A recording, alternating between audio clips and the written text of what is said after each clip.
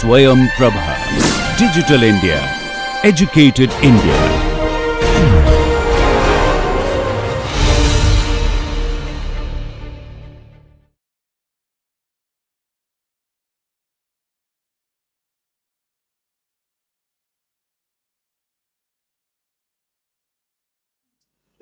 Good morning, and let me welcome people to the session on water systems. And Anupam here is very keen to get started, so I won't hold him back. And over to you, Anupam.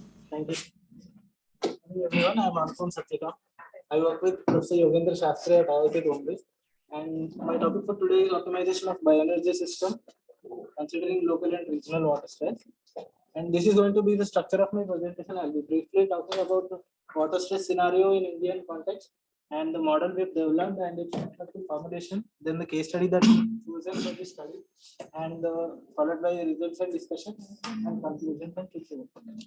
Coming to the water stress scenario in India, according to the United Nations, 600 million people are facing high to extreme water stress, and this is likely to be the situation is likely to be get worsened because demand is expected to rise twice than the water supply, and the major reason behind this water stress is because of the three sectors, and it is highly dominated by groundwater extraction, in which groundwater is utilized for irrigation purposes mostly 89%, followed by the industrial sectors and the household sectors. And in the irrigational purposes, this much amount of groundwater is used because it is used majorly for the cultivation of highly water intensive crops like rice, wheat, and sugarcane.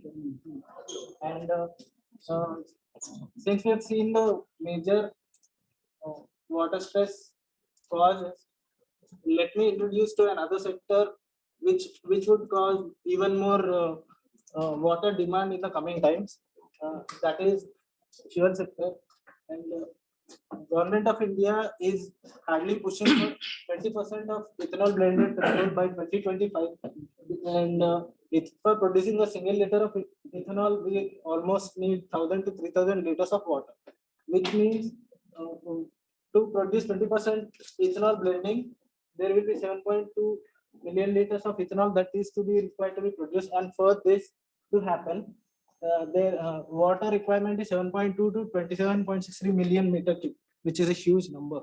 And currently in the Indian scenario, ethanol is being produced from first generation, which is dominated by the 1G ethanol. Government is planning to use 2G or lignocellulosic raw materials for ethanol production as well. So earlier researchers from our group have already developed a model for the ethanol-based biorefinery system. This is the overall scope of the model, and in this model, their basic unit is a district, and each district is constrained by land availability, water availability, and ethanol amount of ethanol that is needed to be produced from each district. And then the key decision variables for this are the amount of land that is allocated to each crop and the amount of residue that is to be generated from each biorefinery system from each crop.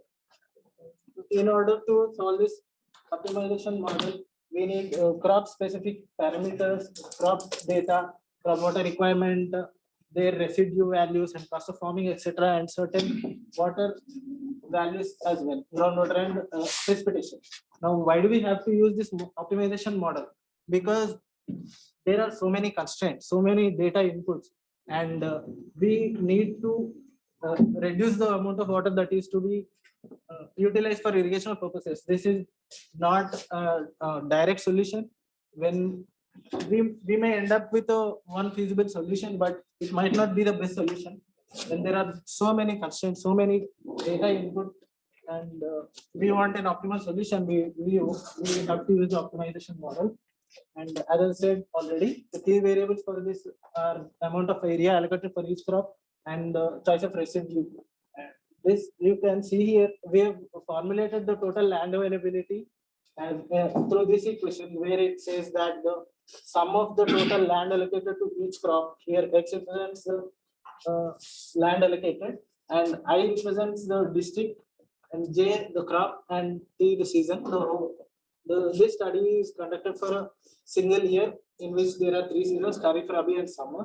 The total land is constrained by the total land availability multiplied by the fraction of the selected crops.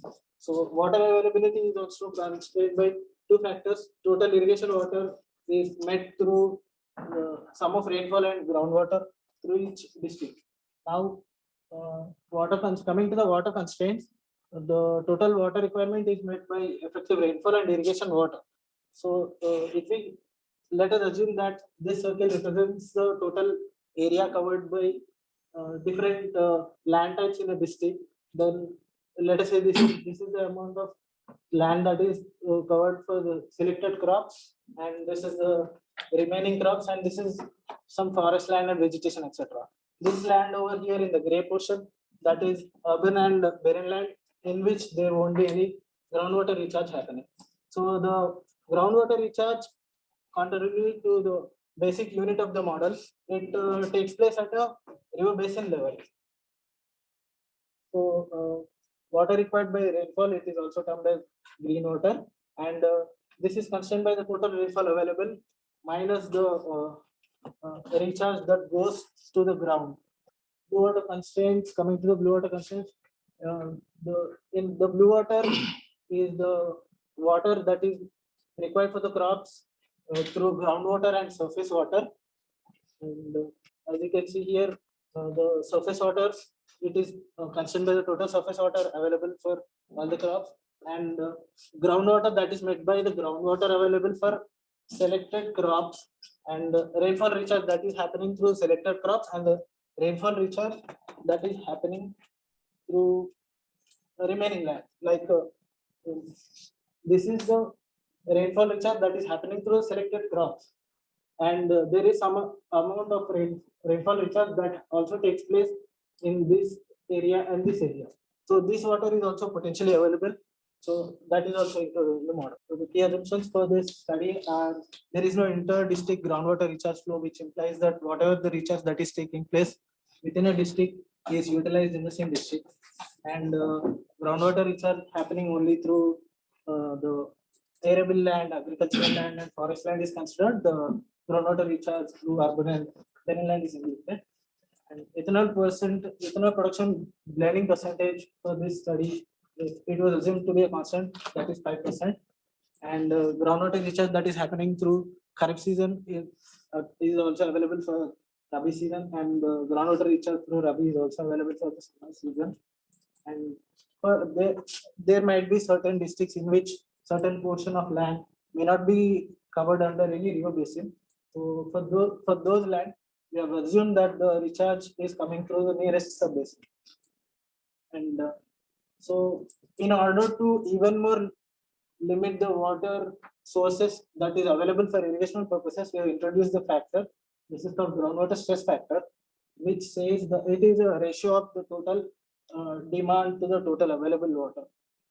The demand for water is met by irrigation purposes, industrial and domestic water, and the total available water, it is the sum of groundwater and rainfall recharge, which happens through the selected crops and the remaining land. So this groundwater stress factor, its value ranges from 0 to 1, where 0 indicates that there is no water available for irrigation purposes, and whereas 1 indicates that whatever the available water is there, that can be utilized for irrigation purposes. So before introducing this into the model, we have decided that we should write this groundwater stress factor for each season separately and also each district separately, because we also want to know where are the hotspots, which are the districts that are getting most water affected. So for each district, and also because for different season, because there might be some certain amount of water left after the Kharif season, which is potentially available in the Rabi season. So that is why we have modeled this groundwater stress factor for different seasons as well. So coming to the case study we have chosen is the state of Maharashtra. It is a fairly medium to high water stress state in the country. And as you can see from this plot here, the central part of Maharashtra and the southwestern part of Maharashtra is uh, prone to water stress as compared to the remaining area. And the crops that we have selected for our study are rice, wheat, cotton, sugarcane, and sorghum. And this we have chosen this because these five crops mainly constitute to about 46% of the total arable land. So based on historical data of water consumption and this classification by Luck et al. We've calculated the groundwater. We've calculated the groundwater stress factor for different districts in the last 15 years.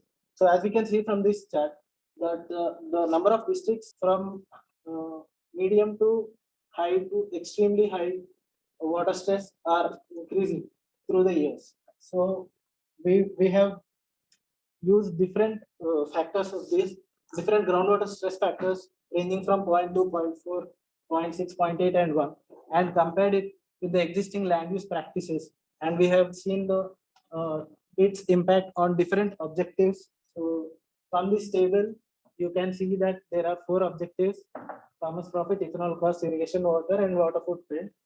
And you can also see the maximum values and the minimum values and the stress factors at which the values are obtained. The numbers in the red color indicate the stress factor, and the numbers in the black indicate the maximum and minimum values and how they compare with the existing land use practices.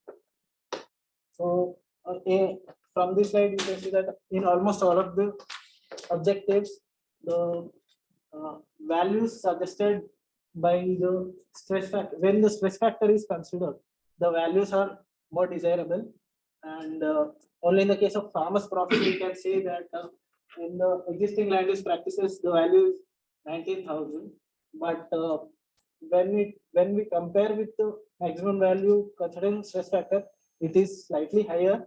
But one indicates the entire water we are consuming. So we have to make a choice. There is a trade-off. Out of these 4 objectives, let us talk about 2 of the major objectives here, which are farmers' profit and water footprint. As we go on increasing the water stress, which implies that more amount of water is available for irrigational purposes, we can see an increase in the farmers' profit here from 0.2 to 1. And when we compare it with the base case, it is slightly higher than the value of base case is slightly lower than the one here, but this is happening. The profit is basically keeps on increasing because of this shift in the land allocation towards more benefiting crops like rice, wheat, and sugarcane here.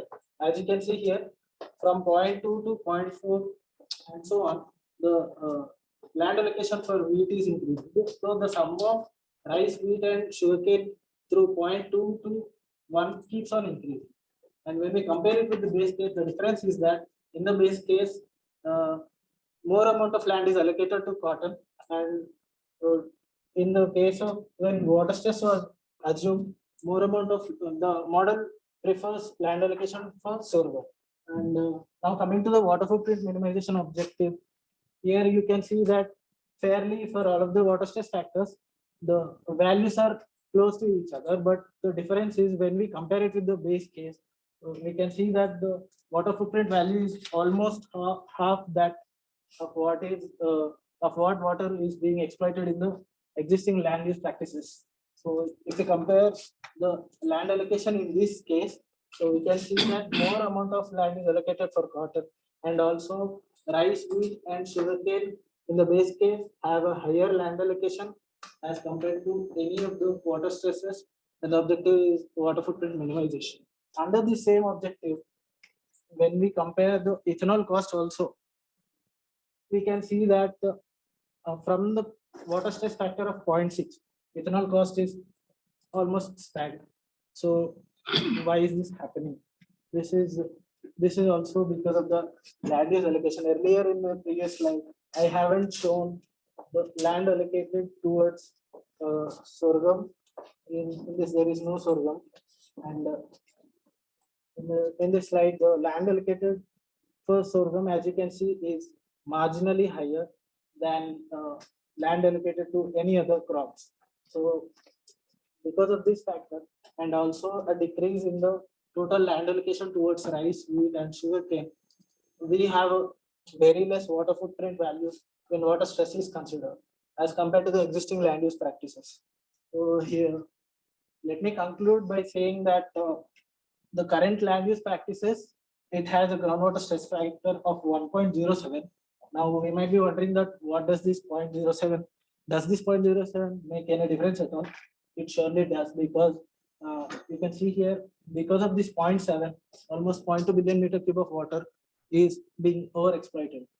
And water stress factor of 0.6, which means a 40.7% reduction in the water resources as compared with the existing land use practices, the profits only decrease by 5.33%. So it is not much of a difference, as you can say.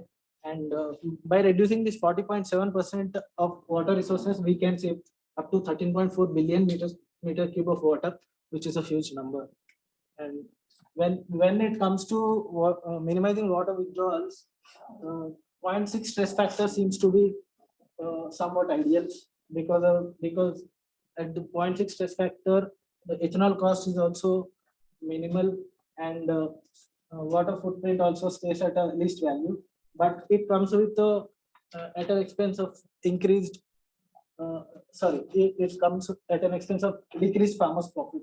So in this case, the farmers' profit as compared to the base case is decreased by almost 49%. So it is in the hands of the decision makers, so as to what kind of stress factor they have to use when they have to minimize water withdrawals. And as compared to the existing land use practices, uh, irrigation water minimization, it reduced by 84 times. This is because of the uh, land use change in the land use pattern that is allocated when water stress is considered. When water stress is considered, highly water intensive crops are given less area.